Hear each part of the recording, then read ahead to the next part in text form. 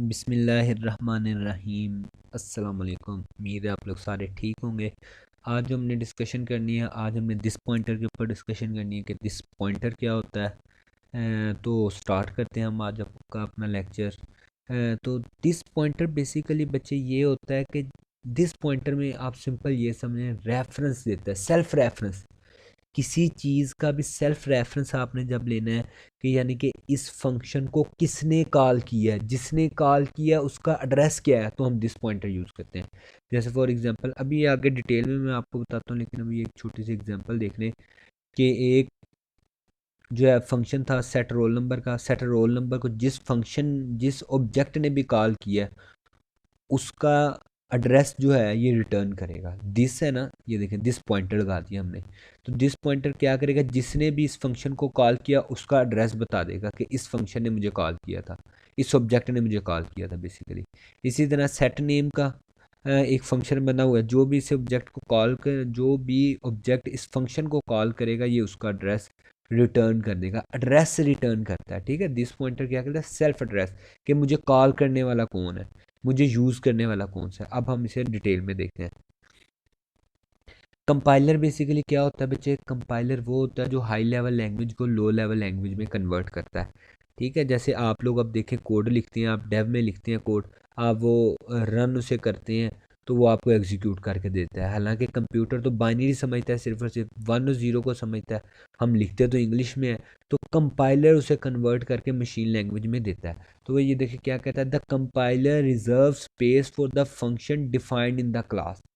ठीक है, एक क्लास के अंदर जो आप फंक्शन डिफाइन करते हैं कंपाइलर उसके लिए रिजर्व करता है एक space. Space for data is not allocated since no object is yet created. जब तक कोई ऑब्जेक्ट नहीं क्रिएट किया जाता किसी क्लास का तो उसे स्पेस एलोकेट नहीं की जाती, ठीक है। Space for data is not allocated, space allocate उस टाइम तक नहीं की जाती जब तक आप किसी क्लास का ऑब्जेक्ट ना बना लें। फॉर एग्जांपल आपने क्लास बना ली लेकिन आपने उस क्लास का ऑब्जेक्ट नहीं क्रिएट किया तो उसको स्पेस एलोकेट नहीं होगी मेमोरी में। अब यहाँ पे देखें, एक क्लास से स्टूडेंट स्टूडेंट के मैंने तीन जो है वो ऑब्जेक्ट क्रिएट किए, S1 S2 S3। अब देखें बच्चे यहाँ पे बात समझने वाली है। मेमोरी के अंदर एट्रीब्यूट, क्लास के अंदर दो चीज़ें होती हैं, एट्रीब्यूट और फंक्शन, ठीक है। प्रॉपर्टीज़ आप कह लें और बिहेवियर कह लें। अब देखें, एट्रीब्यूट जो से होंगे उन्हें स्पेस मिलेगी, S1 का रोल नंबर एट्रीब्यूट उसे भी मिलेगी, S2 के रोल नंबर को भी, S3 के भी। लेकिन जो फंक्शन होंगे ना बच्चे उन्हें एक ही स्पेस मिलती है।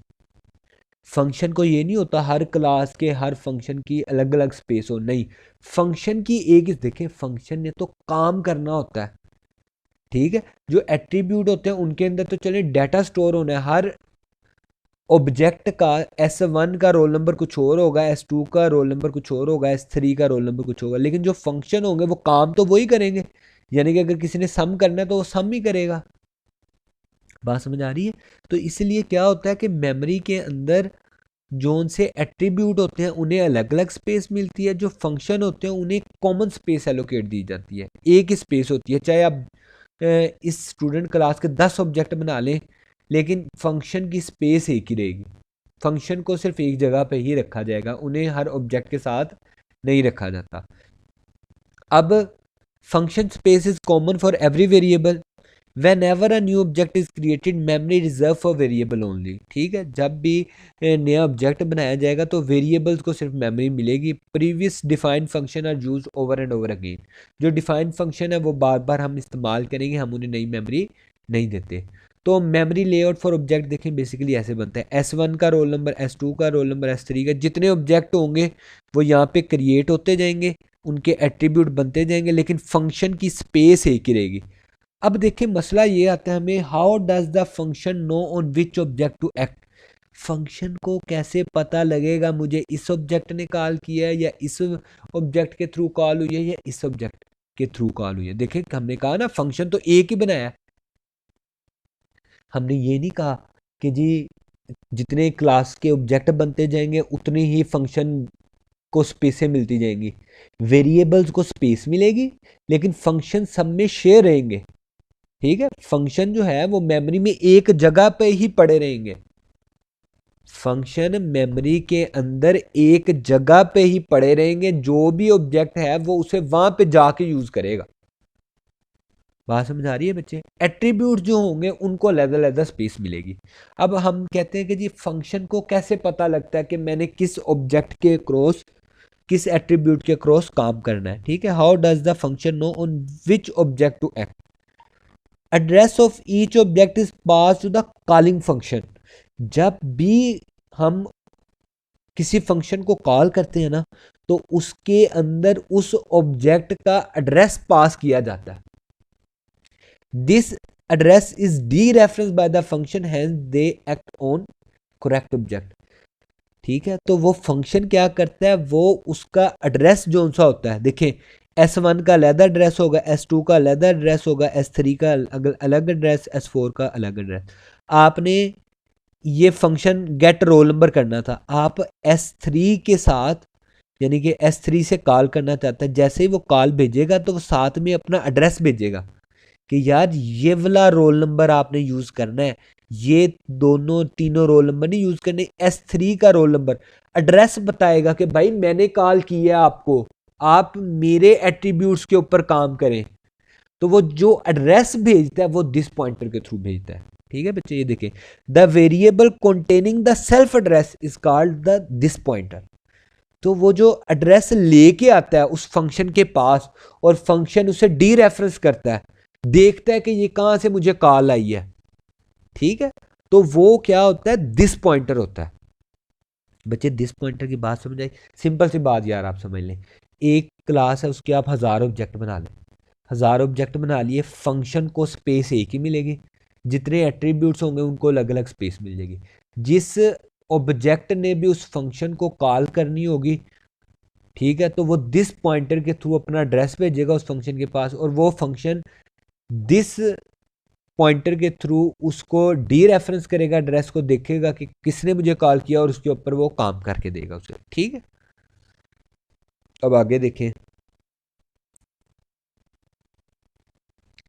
whenever a function is called to this pointer is passed as a parameter to that function, उसके पैरामीटर पे पास किया जाता है।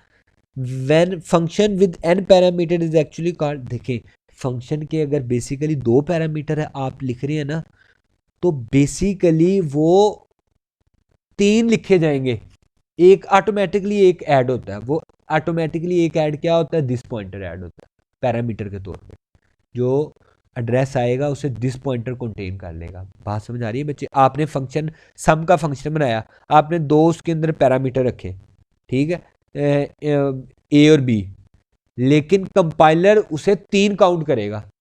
ए और बी आपने रखा और दिस पॉइंटर कंपाइलर रखेगा कि यार जो इसे कॉल करेगा उसका दिस पॉइंटर के पास आए। This pointer is pass as a hidden argument. ठीक है, वही जो मैंने आपको बताया, आपने 2 पास किए लेकिन कंपाइलर ने एक और ऐड कर दिया, hidden argument to all non static member function. Okay हो गया?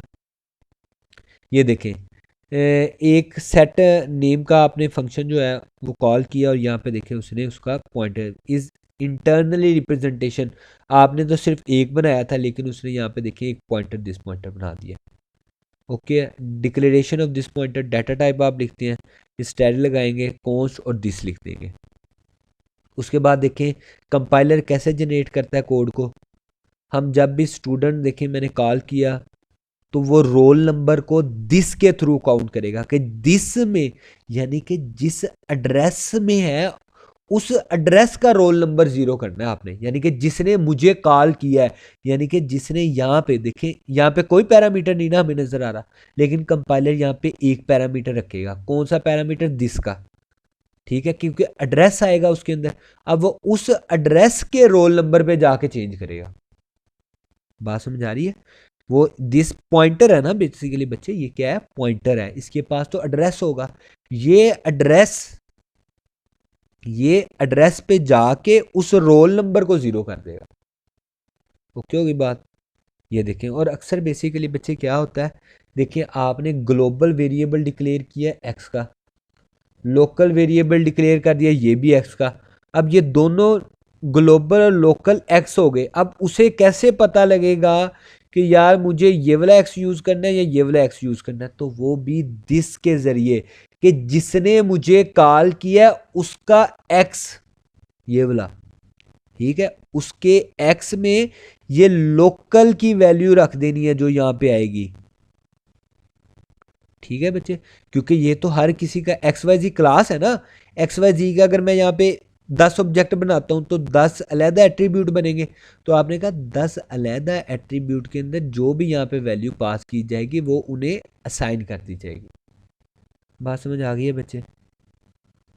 ये उसने बताया कि टेस्ट का आपने एक ऑब्जेक्ट बनाया T1, इंट एक्स आपने 20 रख दिया और T1 dot set x, x की वैल्यू आपने पास की 20 और T1 को आपने प्रिंट करवा दिया। सिंपल सी बात है ये यहाँ पे। ये देखें इसी फंक्शन के थ्रू उसने बताया कि सेट का आपने एक्स को कॉल कर दिया और प्रिंट करवा दिया।